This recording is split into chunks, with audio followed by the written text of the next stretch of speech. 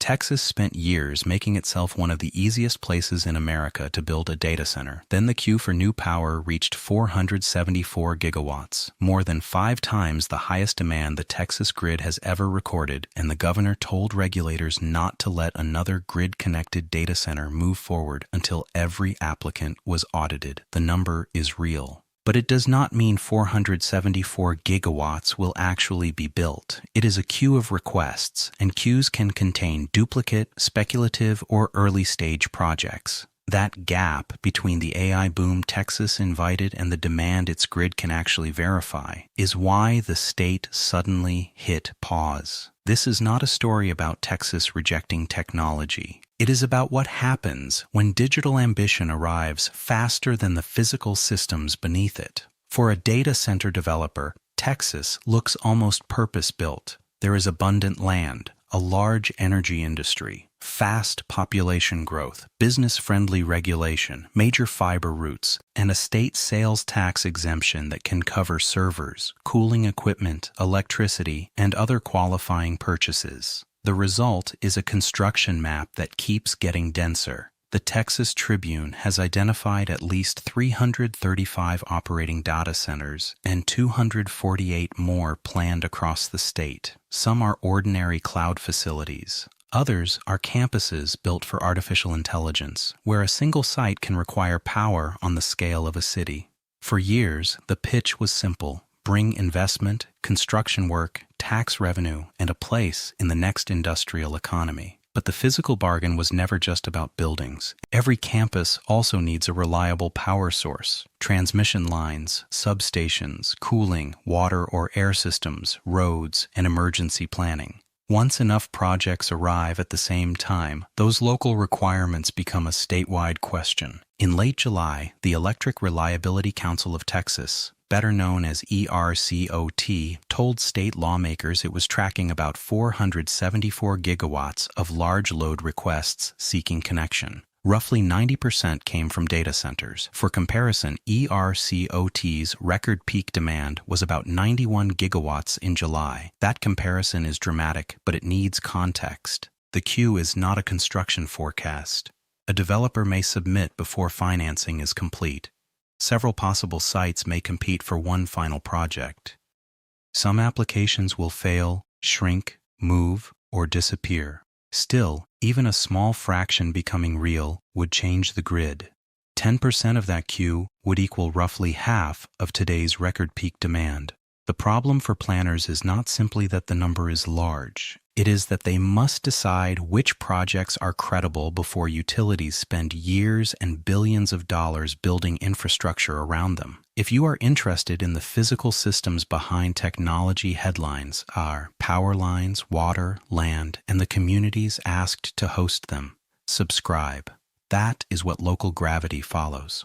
ERCOT manages the grid that serves more than 27 million customers and about 90% of the state's electric load. It coordinates generation and more than 55,000 miles of transmission lines, but it cannot create new capacity with a software update. Power plants, transmission corridors, transformers, and substations take years to permit, finance, and build. Data center plans can multiply much faster. Texas also carries the memory of Winter Storm Uri. In February 2021, extreme cold forced generators offline. ERCOT ordered 20,000 megawatts of outages, and more than 4.5 million people lost power. Data centers did not cause that disaster, but Uri changed the political meaning of grid reliability. Any new load measured in gigawatts is now judged against a system that Texans have already seen fail under stress. That is why this argument is not only about how much power exists on an average day, it is about what happens during the hottest evening, the coldest morning, or the moment several power plants unexpectedly go offline.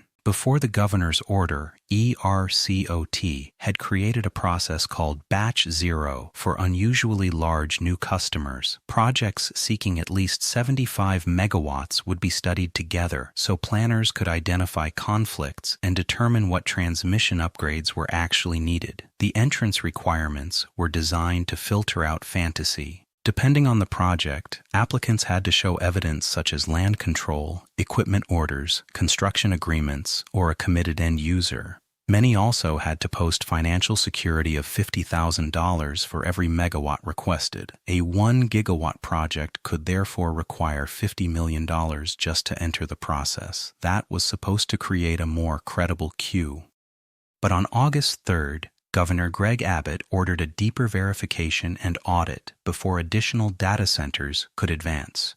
ERCOT then postponed the Batch 0 transmission study. The state was no longer asking only, can the grid connect this? It was asking, who is behind it, who pays for it, and what does the surrounding community absorb?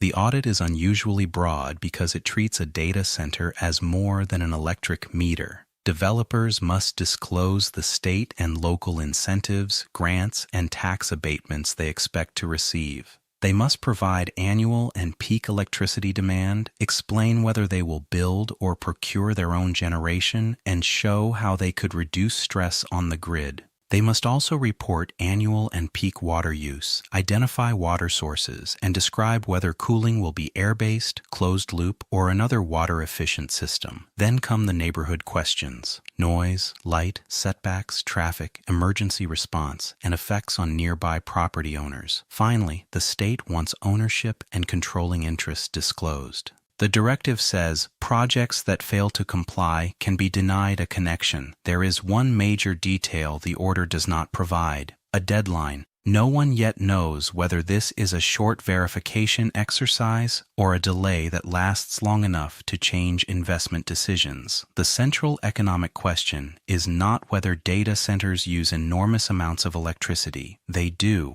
The question is, who pays to make that consumption possible? In June, Abbott directed regulators to make data centers fully fund the electric infrastructure needed to serve them, so transmission and substation costs are not shifted onto households and small businesses. He also said new projects should add generation to Texas instead of merely adding demand. That sounds straightforward. In practice, it is difficult. A privately financed power plant may serve a campus, but the project can still depend on the public grid for backup. New transmission can improve reliability for a region, yet it may be built earlier or larger because one industrial customer arrived. And if that customer later cancels, ratepayers can be left with infrastructure designed for a load that never appeared. The audit is trying to make that risk visible before construction begins. Power is the statewide constraint. Water and noise are often where the fight becomes personal. Cooling requirements vary widely by design, climate, and workload.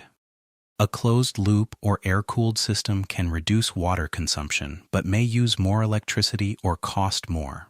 A water-intensive design can be efficient for the operator while competing with a community during drought. Then there is the constant mechanical sound from cooling equipment and backup generation. It may be legal and still change what it feels like to live next door. In Hood County, residents packed a 6-hour public meeting as officials debated tighter rules for 8 proposed data centers. San Marcos later became the first Texas city to impose its own moratorium. Other counties discovered that their authority to stop or reshape a project was limited or legally uncertain. The audit shifts some of those questions upward, but it does not eliminate the local argument over what counts as an acceptable neighbor. Texas did not attract this industry by accident. Qualifying data centers can avoid the state's 6.25% sales and use tax on major purchases, including electricity, cooling systems, and computing equipment. The program once cost relatively little. Now the Comptroller's Office projects about $3.2 billion in foregone sales tax revenue over 2 years, according to the Texas Tribune. Industry groups argue that data centers still generate property taxes, other sales taxes, construction activity, and high-value investment. Critics answer that permanent staffing can be modest compared with the scale of the site and the public resources involved. Both can be true. A project can create real economic value and still receive an incentive that no longer matches its burden on the grid. That is why the audit asks each applicant to reveal public assistance. The state wants to compare the promised return with the infrastructure being requested, project by project, not slogan by slogan. The words, "Texas halted data centers," make a powerful headline. They are also too broad. The order applies to data centers advancing through ERCOT's interconnection process. It does not shut down facilities already operating.